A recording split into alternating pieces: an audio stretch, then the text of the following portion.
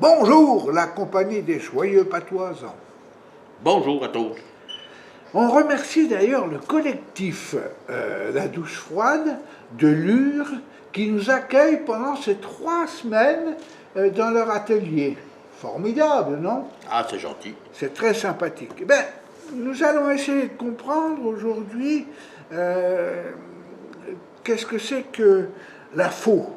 La faux, c'était pour faucher. Ah ben bien sûr, oui. Et comment il s'appelait le faucheur? Un faucheux. Fauchou. Oui. D'accord. Oui. Ok.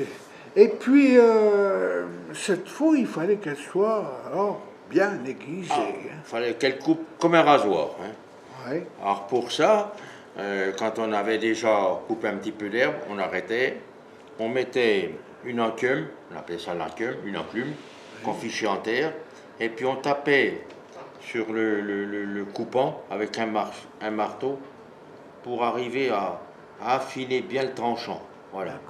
Il Alors fallait que ça soit fin. on mettait ça dans la rigueusette, c'était une corne de vache qu'on pendait là avec de l'eau pour pouvoir la réguiser. Ah, aiguisé, mais moi je l'ai fait ça, je l'ai fait. Un jour, il y avait de l'herbe dans mon verger, je me dis je m'en vais faucher. Oui. Et j'avais une faux, une belle faux d'ailleurs, et je me dis je vais aiguiser. Alors, je prends chac. Ah ben le premier coup, bah tiens, on voit bien, je me suis fendu le pouce. Alors il fallait être expert pour ça. Hein. Voilà l'anecdote. Vous avez une petite anecdote au fait sur les faucheurs? Sur la fois, parce qu'il y avait, pour faucher, c'était pas tout le monde qui savait bien faucher. Et puis on pouvait faucher à faux nu, c'était que la faux. On pouvait faucher en décrochant. On pouvait faucher à côté, c'est enlever, en jetant, en piquant. Et puis ceux qui fauchaient mal, c'est sûr qu'ils laissaient, des crans. Ils laissaient des crans dans l'herbe. Oui, voilà. Vous n'avez pas une petite anecdote à nous raconter? Ah ben, au sujet des faux ou au sujet des moissons? Si, je me rappelle d'un. Je me rappelle, on dianait, les dianeuses. Alors, comme elles partaient, j'avais un grand-père qui soupçonnait quand même qu'il y avait une bienneuse.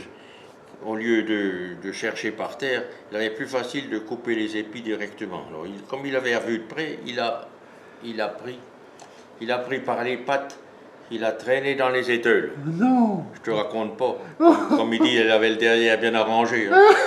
Comme les poules confrontées. Elle ne voulait pas faire d'œuf, celle-ci. Allez, merci beaucoup, André, de cette belle. Et je vous dis,